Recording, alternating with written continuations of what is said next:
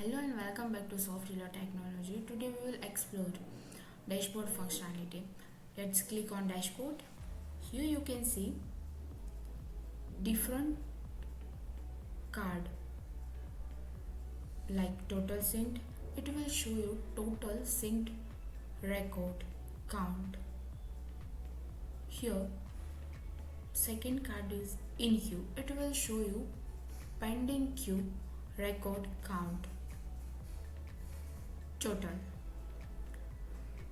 Here successful card, it will show you total successful log. Here failed card will show you total failed sync log, and success rate, it will show you success rate. Here you can click and also you can see list of pending queue records. If I click on successful card, it will show you total successful record in a list view. Same as if I click on failed card, it will show you failed sync record in a list view. Thank you.